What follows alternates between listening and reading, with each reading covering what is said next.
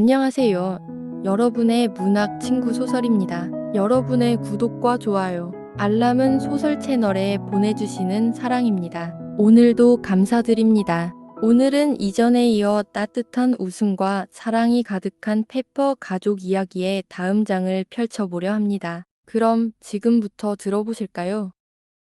그날 밤, 작은 집을 비우고 큰 집으로 옮기느라 터들썩했던 소동이 벌어진 후 며칠이 지난 어느 아침, 조엘과 벤은 그 밤의 모든 이야기들을 50번도 넘게 되풀이하면 늘어놓고 있다. 조엘은 코웃음을 치며 으스대듯 말한다. 내가 만약 그때 거기 있었으면 그놈들이 절대로 도망가지 못했을 거야. 내가 뭘 어떻게 했다고? 벤은 자기들의 용기가 무시당하는 말에 발끈하여 주먹을 불끈 쥐고 조엘 앞에 바싹 다가서며 묻는다. 네가 뭘 했다는 건데? 조엘 페퍼. 내가 확 달려들어서 다 잡아버렸을걸. 그래, 그 망할 어벙이들 전부 다 말이야. 조엘은 기세등등하게 소리친다. 어벙이들. 벤은 그 말에 박장대소하며 허리가 꺾어질 듯 웃음을 터뜨린다. 어벙이들이라고. 조엘은 얼굴이 붉어진 채 힘주어 말한다. 형이 그랬잖아. 분명히. 그가 덧붙이며 확신에 찬 표정을 짓는다. 내가 말한 건 밤도둑들이었거든. 벤은 웃음이 걷잡을 수 없이 터져 배를 움켜쥐고 몸을 비튼다. 조엘은 작고 다부진 체구로 서서 벤을 노려보았는데 그 얼굴에는 조금도 상냥함이라곤 찾아볼 수 없다. 뭐라고 하든 내가 다 잡았을걸. 그러니 아무튼 그렇다. 벤이 마침내 웃음을 그치고 눈가를 닦으며 일어서자 조엘이 으르렁거리듯이 말한다. 네가 뭘 어떻게 잡았다고? 벤은 자기 앞에 선 작고 다부진 시골 아이 같은 조엘을 경멸하듯이 위아래로 흘어보며 말한다. 너는 제대로 때리지도 못하지 않냐. 내가 때리지도 못한다고. 조엘의 까만 눈동자가 불꽃처럼 번쩍이며 벤의 코앞까지 바싹 다가선다. 내가 할 수 있다는 걸 형한테 똑똑히 보여줄 테니. 두고 봐, 벤 휘트니. 그럼 뒷마당으로 나와서 한번 해봐. 벤은 이 뜻밖의 싸움 구경에 신이 나서 이미 문 쪽으로 혼자 쏜살같이 날아가듯 앞서 나간다. 어서 나와서 한번 해보라고. 좋아. 조엘 역시 자신의 솜씨를 보여줄 생각에 똑같이 신나는 얼굴로 씩씩하게 벤의 뒤를 쫓아간다. 자, 벤은 자켓을 훌렁 벗어 잔디 위에 휙 던졌다. 그러자 조엘도 묵묵히 자기 투박한 자켓을 벗어 그 옆에 던진다. 이제 정말 멋지게 시작할 수 있겠네. 난 살살 때릴 거야. 양쪽 소년이 준비 자세를 취하자 벤이 으스대듯이 덧붙였다. 내 맘대로 때려. 조엘이 말했다. 난 진짜 세게 때릴 거니까. 오, 그래. 넌 손님이니까 봐줄게. 벤이 능청스럽게 말한다. 자, 이제 시작. 그리하여 둘은 드디어 싸움을 시작했다. 채 몇 분도 지나지 않아 벤은 손님에게 특별한 배려 따위는 집어치우고 싶어졌다. 그저 이용감하고 조그만 시골 꼬마를 상대로 어떻게든 버틸 수 있을까 하는 생각뿐이었다. 아, 누가 좀 공부하라고 불러줬으면, 아니, 뭐라도 좋으니 어서 집으로 들어가게 해줬으면. 바로 그때였다. 머리 위 창문이 덜컥 열리더니 벤의 엄마 목소리가 깜짝 놀란 듯 또 근심 가득한 목소리로 다급히 외쳤다. 얘들아, 너희들 뭐 하는 거니? 벤, 너 정말 어떻게 이럴 수가 있니? 두 아이는 동시에 휙 돌아보았다. 조엘은 침착하게 엄마를 올려다보며 말했다. 저희 싸우는 중이에요. 아줌마, 형이 제가 못 때린다고 해서. 그래서 저희가 나와서. 벤도 정말 잘 싸워. 조엘은 칭찬에 얼굴이 활짝 피어 소리쳤다. 우리 매일매일 나와서 싸우자. 그는 자켓을 걸치며 신나서 벤에게 되돌아온다. 그리고 벤은 어쩌면 그 밤도둑들을 때려 눕혔을지도 모르지. 벤은 조엘의 제안을 모른 척하며 깜짝 놀랄 만한 속도로 자켓을 대충 걸치며 말을 마무리한다. 난 분명히 그럴 수 있었어. 조엘은 벤을 따라 집 안으로 뛰어들어가며 외친다. 내가 그때 거기 있었기만 했으면. 벤은 어디 있어? 벤은 현관으로 펄쩍 뛰어 들어가 의자 하나에 몸을 던진다. 아이고, 더워 죽겠다. 야, 조엘. 벤이 어디로 갔을 것 같아. 나는 몰라. 조엘은 숨조차 가쁘지 않은 채 덤덤하게 대답한다. 좀 전에 퍼시 도련님하고 같이 있는 걸 봤어요. 현관을 지나가던 제인이 말한다. 거봐라, 분명 어디론가 가버렸다고. 벤은 극도로 짜증내며 벌떡 일어난다. 내가 알았다니까. 제인, 어느 쪽으로 갔는데? 얼마나 됐어? 글쎄요. 제인은 대수롭지 않게 대답한다. 한 30분쯤 됐을까요?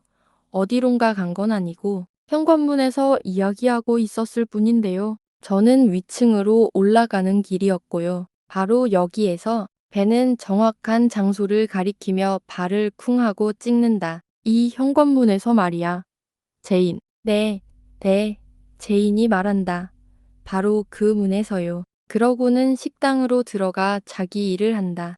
아이쿠야. 배는 외치고는 현관 밖 테라스로 쏜살같이 뛰어나가 미친 듯이 마당을 이리저리 살핀다. 분명히 어디 멋진 데 갔을 거야. 내가 알아. 그리고 우리한테는 말도 안 해줬겠지. 닥퍼시 녀석답다니까. 배는 앙심을 품고 덧붙인다. 걔는 항상 그렇게 몰래 빠져나가. 너는 안 보여. 조엘. 아, 좀 나와서 같이 찾아봐. 소용없어. 조엘은 시큰둥하게 말한다. 벤이 방금 일어난 의자에 편안히 앉으며 다리를 흔든다. 벌써 30분이나 지났으면 저 멀리 갔을걸. 난 위층으로 올라갈 거야. 조엘은 펄쩍 일어나 활기차게 계단으로 달려간다. 위층에 있을 리 없잖아. 벤은 경멸하듯이 소리치며 현관으로 뛰어 들어온다. 가지마. 분명 박물관에 갔을 거야. 박물관. 조엘은 거의 계단 꼭대기에 다다라 난간 너머로 내려다보며 소리친다. 뭐라고 했어? 그게 뭔데? 박물관. 벤은 소리친다. 아주 끝내주는 곳이야. 조엘 페퍼. 그리고 퍼시는 내가 가고 싶어 한다는 걸 알면서도 이제 벤을 데려가서 모든 걸 다 보여줄 거라고. 그러면 내가 거기 갈 땐 모든 게 시시해질 거야. 그리고 오, 뱀들이 그 녀석을 물어버렸으면 좋겠다. 벤은 퍼시에게 할 만큼 나쁜 말을 떠올리려 애쓰며 덧붙인다. 거기에 뱀이 있어. 조엘은 눈을 동그랗게 뜨고 묻는다. 그래, 있어. 벤은 퉁명스럽게 쏘아붙인다. 거기 없는 게 없어. 그럼 뱀들이 벤을 물면 안 돼. 조엘은 겁에 질려 소리친다. 오, 정말 물어버릴까? 조엘은 계단에서 몸을 휙 돌려 벤을 바라본다. 아니, 벤은 말한다. 걔네들은 물지 않아 조엘. 왜 그래? 오, 물 수도 있어. 조엘은 얼굴을 일그러뜨리며 두 주먹으로 눈을 비빈다. 마침내 그는 본물 터지듯 흐느끼기 시작한다. 오, 벤, 걔네들이 벤을 물게 두지 마 제발. 아니, 걔네들은 못 물어. 벤은 강한 어조로 말하며 조엘의 울음에 깜짝 놀라 계단을 뛰어올라 조엘의 옆으로 다가간다. 그러고는 조엘의 자켓 소매를 마구 흔들어 정신을 차리게 하려고 한다. 기다려, 조엘. 오, 울지 마. 세상에, 내가 어떻게 해야 하지? 걔네들은 못 문다니까. 벤은 조엘의 귓가에 최대한 큰 소리로 소리친다. 형이 그렇게 말았잖아. 조엘의 목소리는 흐느낌에 섞여 작게 들린다. 아니, 절대로 못 물어. 벤은 단호하게 말한다. 왜냐면 전부 박제되어 있거든 자. 이제 됐지. 그럼 살아있는 게 아무것도 없다는 말이야. 조엘은 통통한 손 뒤에서 한쪽 감한 눈을 드러내며 묻는다. 아니다. 벤은 말한다. 그 녀석들은 조엘 페퍼. 다 죽은 지 오래야. 몇 년이나 됐다고. 그리고 거기엔 늙고 죽은 개들도 많아. 그 녀석들도 정말 멋지다고. 아, 알이 얼마나 많은 줄 아니? 조개 껍데기랑 벌레랑 돌멩이도 있고, 그리고 무시무시하게 커다란 악어도 있다고. 오, 세상에. 조엘은 그런 환상적인 상상에 완전히 압도되어 한숨을 푹 쉬고는 생각에 잠긴 듯 계단에 주저앉는다. 그래, 엄마가 벤이 어디 갔는지 아실 거야. 조엘은 펄쩍 일어난다. 그러면 벤, 우리 그냥 그 녀석들 뒤쫓아가는 거야. 정말 그러네. 벤은 외친다. 왜 진짜 그걸 생각 못했지? 생각하긴 했었는데. 내가 그랬어. 조엘이 말한다. 내가 그렇게 갈참이었어. 더 이상 지체할 것 없이 그들은 페퍼 아주머니의 크고 환한 방으로 달려 들어간다. 그곳에는 두 개의 큰 창문 사이 식탁에 앉아 있는 두 녀석, 벤과 퍼시가 보인다. 폴리는 벤의 어깨너머로 고개를 내밀고 있었는데 숨길 수 없는 자부심과 기쁨이 얼굴에 가득하다. 데이비는 퍼시의 팔꿈치에 바싹 붙어 앉아 있다. 그들은 마치 세상에서 가장 중요한 것에 몰두한 듯하다. 프론지와 어린 딕은 식탁 모퉁이에 편안히 앉아 이 모든 장면을 조용한 황홀감 속에 지켜본다. 페퍼 아주머니는 큰 바느질 바구니를 옆에 두고 방 건너편 깊숙한 창가 의자에 편안히 앉아 있다. 체리 세 장 바로 아래에서 빠르고 능숙한 바느질 땀 사이로 고개를 들어 바쁜 아이들을 가장 온화한 표정으로 바라본다. 오, 너희들 뭐 하는 거야? 조엘이 그들에게 달려들며 소리친다. 우리도 좀 보여줘, 벤. 뭐야? 벤은 퍼시와 벤 사이로 비집고 들어간다. 안 돼, 퍼시가 말하기 시작한다. 저것 봐. 팔꿈치를 쳐서 망쳤잖아. 오, 아니야. 괜찮아. 벤은 연필을 내려놓고 지우개를 집어든다. 저것 봐. 언제 그랬냐는 듯 말끔하잖아. 다시 좋아졌어. 정말 근사하지 않니? 퍼시는 가장 흡족한 목소리로 말하며 만족감에 식탁 밑에서 발가락을 꼼지락거린다. 그래, 벤은 거의 완성된 그림을 더 잘 보려고 목을 쭉 베들며 말한다. 정말 멋지다. 어떻게 그린 거야, 벤? 모르겠어. 기본 텍스트 벤은 미소 지으며 마지막 몇 군데를 조심스럽게 명암 처리한다. 그냥 저절로 그려지던 걸. 이건 벤 실력에 비하면 아무것도 아니다. 폴리는 최대한 키를 돋우고 벤을 향해 환하게 미소 지으며 말한다. 집에서는 정말 멋지게 그렸어. 이것보다 더 잘 그린다고. 벤은 믿을 수 없다는 듯 그림을 집어들고는 퍼시가 잠시 머뭇거리는 와중에도 날카롭게 살핀다. 난 못 믿겠어. 폴리. 그랬다니까. 훨씬 더 잘 그렸어. 조엘은 벤의 어깨 너머로 고개를 내밀고 흥분한 상태의 개가 끊없이 이어진 언덕을 손살같이 달려내려와 멀리서 기차가 굉음을 내며 곡선 주로를 지나가는 기관차와 열차에 짓는 놀라운 그림을 본다. 벤은 뭐든지 다 할 수 있어. 그는 아주 확신에 찬 목소리로 덧붙인다. 이젠 돌려줘. 퍼시는 깜짝 놀라며 손을 내민다. 난 엄마한테 이거 액자에 넣어달라고 할 거야. 그리고 내 침대 바로 위에 걸어둘 거라고. 벤이 아쉽다는 듯 보물을 넘겨주자 퍼시가 말을 잇는다. 작은 갈색 집에서도 내내 그림만 그렸어. 벤은 생각에 잠겨 붙는다. 아, 나도 그때 거기 있었으면 얼마나 좋았을까? 천만에 폴리는 작은 강충걸음으로 휙 돌아서서 웃는다. 벤은 그럴 시간도 거의 없었어. 그리고 왜 안 그랬는데? 퍼시가 묻는다. 할 일이 많았거든. 폴리가 대답한다. 하지만 가끔 비가 오고 밖에 나가 일할 수도 없고 집안에서도 할 일이 없을 때 그때 우리는 그녀는 그 기억에 길게 숨을 들이쉰다. 말도 못하게 즐거웠어. 늘 비가 왔으면 하고 바라지 않았어. 벤은 여전히 그림을 응시하며 묻는다. 천만에 폴리가 말하기 시작한다. 나는 아니야. 조엘은 질색하며 끼어든다. 난 뭐랑도 바꾸지 않을 거야. 비가 오는 건 알이야. 아주 가끔은 빼고. 그는 폴리가 말했던 좋은 시간을 떠올리며 덧붙인다. 밖은 좋았어. 어린 데이비가 사색적인 표정으로 말한다. 안도 좋았고 그러더니 그는 엄마 쪽을 흘끗 본다. 엄마는 데이비에게 미소를 돌려준다. 언제나 좋았어. 벤은 그림으로 다시 시선을 돌린다. 벤, 내가 어떻게 그림을 그리는지 가르쳐 줬으면 좋겠어. 난 곧 말고는 아무것도 못 그리겠거든. 그는 풀죽은 목소리로 말한다. 꽃 같은 건 아무것도 아니야. 퍼시가 상냥하게 말한다. 그건 여자들이나 하는 일이지. 하지만 개나 말, 자동차 그게 진짜 멋진 그림이지. 그렇게 해줄 거지, 벤. 벤은 자신을 올려다보는 크고 푸른 눈을 내려다본다. 그 눈은 무척이나 다정한 시선이다. 나도. 딕은 앞으로 몸을 숙이다가 프론지를 넘어뜨릴 뻔한다. 응. 내가 배울 거라고 말해줘. 벤. 넌 너무 어려. 퍼시가 말하기 시작한다. 하지만 벤은 딕에게 고개를 끄덕인다. 그러자 딕은 만족한 듯 박수를 치며 원래 자리로 돌아간다.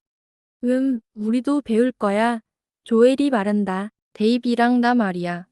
우리 빼고 누구도 못 배울걸. 당연하지. 폴리가 말한다. 벤이 너희를 빼먹을 리 없잖아. 조이. 프론지는 그 모든 시간 동안 식탁 모퉁이에 아주 조용히 앉아 있었다. 발을 몸 아래로 집어넣고 손은 무릎에 가지런히 모은 채 한마디도 하지 않는다. 그러나 벤이 고개를 들어보니 프론지의 큰 눈은 자기 앞의 얼굴들을 놀란 듯 바라보고 있고 가장 슬픈 표정이 프론지의 얼굴에 자리 잡는 것이 보인다. 그리고 여기 내 아끼는 아가도 있어. 벤은 열정적으로 소리치며 식탁 너머로 팔을 뻗어 프론지의 작고 통통한 손 하나를 잡는다. 얘 없이는 우리는 뭘 생각할 수도 없을걸. 얘도 그림을 배우게 할 거야, 꼭 할 거야. 정말, 벤 오빠. 프론지는 우울했던 작은 얼굴에 햇살이 가득 퍼지면서 갈색 눈동자를 춤추게 한다. 정말로, 진짜, 멋진 그림을 그릴 수 있다고. 응.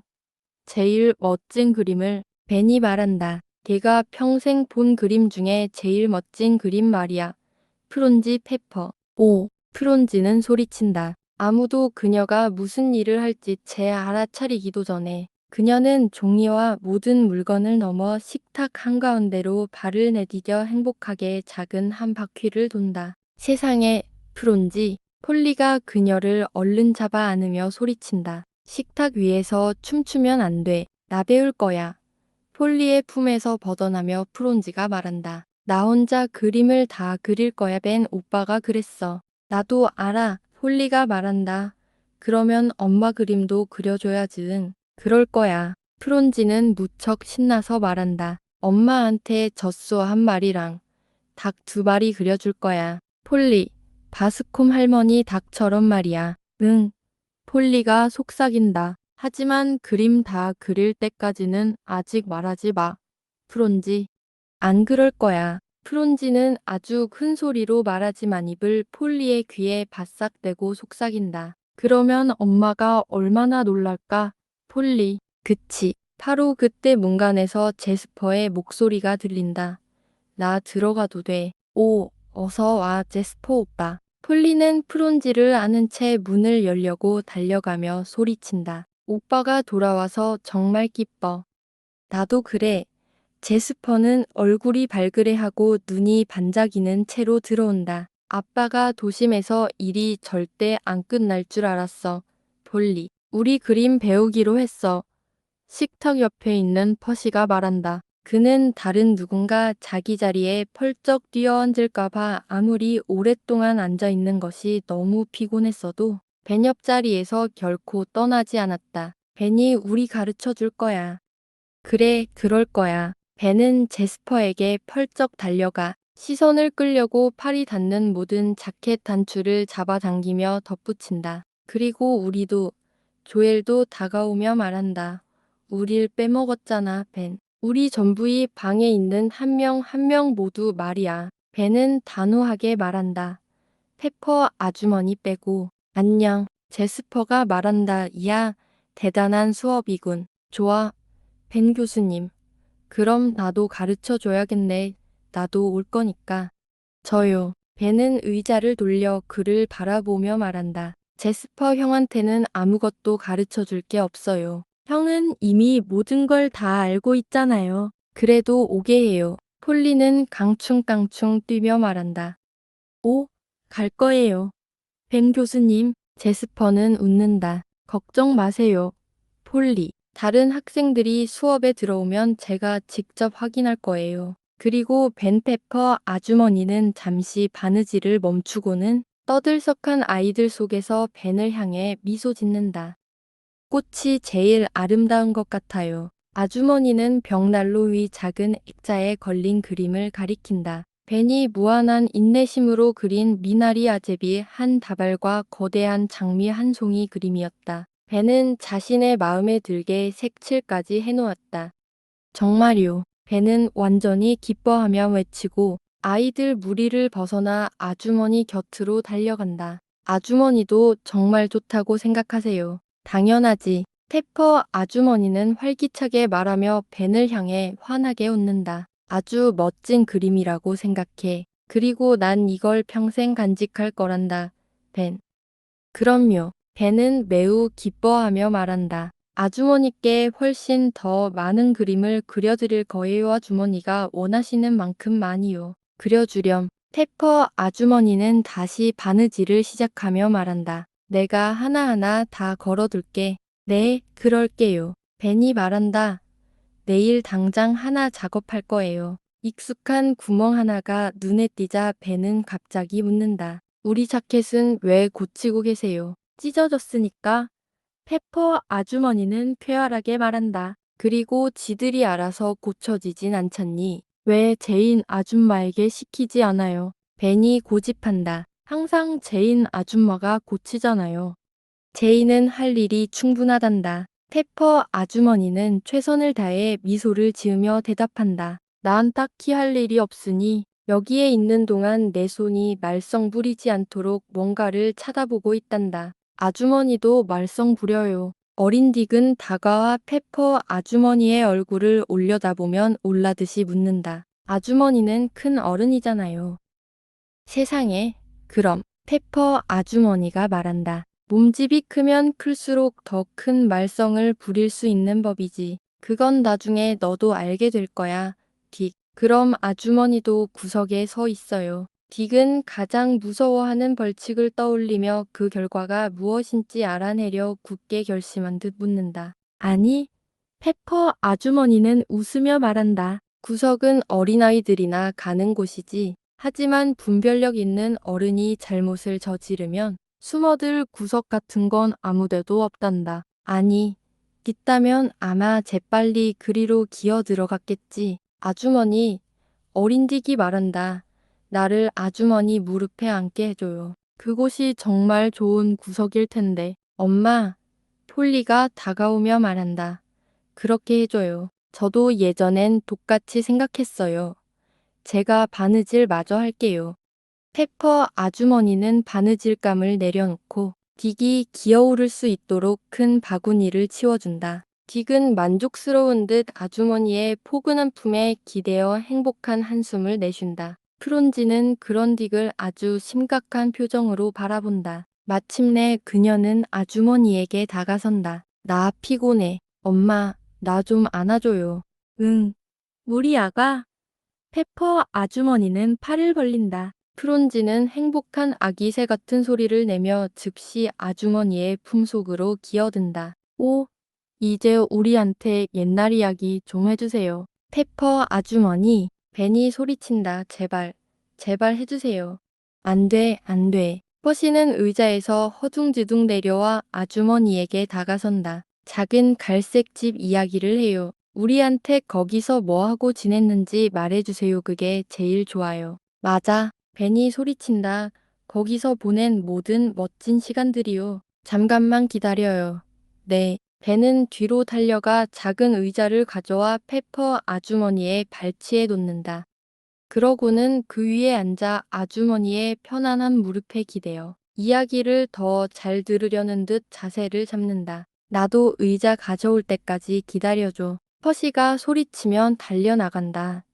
내가 올 때까지 시작하지 마세요. 자, 퍼시, 내가 해줄게. 벤이 말한다. 그는 퍼시가 온 힘을 다해 끌어당기고 있던 커다란 안락의자를 앞으로 당겨준다. 이젠 아도 준비됐어. 폴리는 작은 바느질 땀을 빠르게 마무리하며 경쾌하게 팔을 흔든다. 그러면서 엄마의 의자 쪽으로 자기 의자를 끌어당긴다. 자, 이제 시작해주세요. 벤이 말한다. 아주머니가 아시는 모든 멋진 시간들 말이에요. 페퍼 아주머니가 10년 동안 이야기해도 그 모든 멋진 시간들을 다 말해주지 못할 걸. 안 그래, 폴리? 제스퍼가 묻는다. 우선 말이다. 페퍼 아주머니는 목을 가다듬으며 말하기 시작한다. 작은 갈색 집이라는 곳은 너희도 알다시피 우리가 살 곳이었단다. 그래서 우리는 이 세상에서 가장 멋진 갈색 집으로 만들기로 결심했지. 그리고 정말 그랬어요. 제스퍼는 힘주어 단호하게 말한다. 온 세상에서 제일 멋진 곳이었어요. 세상에. 벤이 질투하듯이 끼어든다. 제스퍼 형은 늘 그렇게 말했어. 나도 거기 있었으면 얼마나 좋았을까? 우리는 제스퍼 형 빼고는 아무도 원하지 않았어. 조엘이 별로 정중하지 않게 말한다. 오, 조이. 부끄러운 줄 알아야지. 폴리가 소리친다. 제스퍼 형이 빵을 구웠어요. 어린 데이비가 외친다. 그리고 우리 모두 파이를 만들고 둥글게 둘러앉아서 그걸 먹고 그리고 나서 이야기도 했어요. 오, 정말 재밌었겠네. 퍼시가 소리친다. 얼른 이야기해주세요. 그리하여 5명의 어린 페퍼 아이들과 제스퍼는 지난날의 회상과 재미있는 일화들을 이야기하기 시작했고, 페퍼 아주머니도 즐겁게 이야기에 동참하자 방 안은 즐거움과 열기로 가득해져 아주 시끌벅적해진다. 너무나 시끄러워서 아무도 위트니 아주머니가 문을 두드리는 소리를 듣지 못했고, 아무도 대답이 없자 아주머니는 혼자서 방으로 들어올 수밖에 없었다. 이런, 아주머니는 명랑하게 외친다. 페퍼 아주머니 주변과 큰 의자 주위에 몰려든 아이들을 보며 말이다. 다들 아주 즐거운 시간을 보내고 있군요. 저도 와서 함께 들을 수 있을까요? 오, 아주머니께서 와주신다면 정말 좋죠. 제스퍼는 의자 팔걸리에서 펄쩍 뛰어내리고 벤은 다른 쪽에서 서둘러 아주머니께 의자를 가져다 드리기 위해 날아가듯 달려간다. 퍼시와 벤도 서둘러 달려가는데 너무 많은 물건들을 넘어뜨려서 별로 도움이 되지 않는다. 어린 딕은 페퍼 아주머니 품에서 고개를 내밀고는 자기 엄마가 와서 앉아있자 아주머니 품에서 벗어나 엄마 무릎으로 기어 들어가려 한다. 자, 이제 됐다. 위트니 아주머니는 페퍼 아주머니를 보며 미소 짓고 페퍼 아주머니도 위트니 아주머니에게 미소를 보낸다. 아주머니는 아가를 안고 저는 제 아가를 안고요. 자, 얘들아, 대체 무슨 이야기였니? 페퍼 아주머니가 너희들에게 뭘 이야기해 주셨니? 오, 작은 갈색 집이요. 디키가 두 뺨을 붉히며 외친다. 정말 사랑스러운 집이었어요. 엄마, 저도 그런 집에서 살고 싶어요. 페퍼 가족 없이는 같은 집이 아니죠. 제스퍼가 말한다. 전혀 그럴 수 없어요. 그리고 거기서 정말 멋진 시간을 보냈대요. 퍼시가 질투하듯이 아주머니 곁으로 다가와 외친다. 오, 엄마는 상상도 못할 거예요. 그래, 알겠다. 아주머니가 말한다. 그럼 계속 이야기해봐. 나도 그 멋진 시간들을 좀 들어보자. 그리하여 아이들은 다시 이야기 보따리를 풀기 시작했고, 위트니 아주머니도 아이들만큼이나 즐겁게 이야기에 빠져든다. 그때 방 한가운데서 무거운 발걸음 소리가 들리고 모두를 움찔하게 만드는 목소리가 들려온다. 이봐, 이게 다 무슨 소리인가? 집안을 다 뒤졌는데 아무도 찾을 수 없었군. 오, 아빠. 위트니 아주머니가 외친다. 벤, 어서 할아버지께 의자를 가져다 드려. 안 돼, 안 돼. 노신사는 참을성 없다는 듯이 벤을 손짓으로 저지한다. 난 오래 있을 것이 아니다. 가서 좀 누워야겠어. 오늘 머리가 몹시 좋지 않군. 정말이지 아주 안 좋아. 그가 덧붙인다. 오, 프론지가 고개를 쏙 내밀고 그를 올려다본다. 나 빨리 내려가야겠어. 왜 그래, 프론지? 페퍼 아주머니는 프론지를 붙잡으려 애쓰며 묻는다. 오, 하지만 가야 해요. 프론지는 힘차게 몸부림친다. 내 불쌍한 아픈 아저씨가 날 원해요. 프론지는 아주머니의 품을 벗어나 킹 할아버지에게 달려가 발뒤꿈치를 들고 작은 소리로 말한다. 할아버지 머리 문질러 드릴게요. 불쌍하고 아픈 할아버진, 네, 제가 할게요. 너야말로 가장 착한 아가로군. 노신사는 푸른지를 번쩍 안아 올리고는 방 건너편에 있는 긴 의자로 걸어간다. 자, 이젠 너와 나, 푸른지, 둘이서만 있을 거야. 그러면 내 머리가 훨씬 나아질 게다. 그는 의자에 앉아 푸른지를 자기 품에 끌어안는다. 많이 아파요. 푸른지가 작고 부드러운 목소리로 말한다. 그리고는 팔을 뻗어 한 손으로 할아버지의 머리를 부드럽게 쓰다듬으며 토닥인다. 아주 많이 아파요. 우리 할아버지, 아프지 않을 거다. 노신사가 말한다. 내가 계속 돌봐주기만 하면 말이야. 아가 푸른지. 그럼요. 아이는 완전히 기뻐하며 말한다. 할아버지, 제가 평생 할아버지 잘 돌봐드릴 거예요. 그래, 그렇게 해줄 테지. 킹 할아버지는 푸른지 못지않게 기뻐하며 외친다. 페퍼 아주머니. 네, 페퍼 아주머니는 애써 대답하려 하지만 제잘거리는 아이들 틈에서 쉽지 않다. 네, 손님, 죄송합니다만 무슨 일인지요? 이 일에 대해서는 확실히 정해야겠소. 노신사가 말한다. 오늘은 머리가 아파서 말을 많이 할 수 없으니 말이오. 그러자 걱정스러운 표정이 다시 푸른지의 얼굴에 떠오르고 그녀는 다시 두 작은 손으로 할아버지의 머리를 쓰다듬으려 애쓴다. 그러니 가능한 한 짧은 말로 모든 걸 이야기해야겠군. 그가 말을 잇는다. 무슨 일이신지요? 손님, 페퍼 아주머니가 다시금 놀란 듯 묻는다. 사실은 이 집을 지킬 사람이 필요하오. 자, 마리안, 한마디도 하지 마오. 위트니 아주머니가 대화에 끼어들려는 기미를 보이자 그가 바로 말을 막는다. 지금까지는 잘해주었소. 이런 상황에서는 더할 나위 없이 잘해주었지만 메이슨이 가을에 돌아오면 자네는 그와 함께 가야 할 테고 나는 말이지. 노신사는 머리 아픈 것을 모두 잊은 듯 의자에서 갑자기 몸을 똑바로 세우며 말한다. 이 집이 우리 모두를 위해 잘 유지되도록 우리가 언제든 오고 갈 수 있도록 모든 걸 제대로 해둘 생각이오. 그리고 페퍼 아주머니와 아이들 모두가 여기 와서 살게 하는 것보다 더 좋은 방법이 어디 있겠소. 그러면 오 아버지, 제스퍼가 달려와 그에게 달려든다. 그리고는 할아버지의 목을 팔로 감싸 안으며 오랫동안 받아본 적 없을 정도로 격렬하게 할아버지를 껴안는다. 세상에, 제스퍼. 아버지가 자신의 목을 쓰다듬으며 외친다. 내 감정을 어찌 그리 격렬하게 표현하는 게냐? 게다가 너는 말을 끊는군. 죄송합니다. 제스퍼는 흥분된 마음을 억누르며 필사적으로 참으려 애쓴다. 승낙하시겠소. 페퍼 아주머니, 노신사가 참을성 없이 묻는다. 이 일을 오늘 처리해야만 하오, 아주머니. 제가 너무 아파서 신경 쓸 여력이 정말 없어요. 아니, 손님, 페퍼 아주머니가 말을 더듬는다. 제가 뭐라고 말씀드려야 할지 모르겠습니다. 제 모든 아이들을 아주머니께 부담으로 드릴 수는 없다고 생각합니다만 부담이라니 누가 부담을 이야기하는 게요. 킹 할아버지가 큰 목소리로 말한다.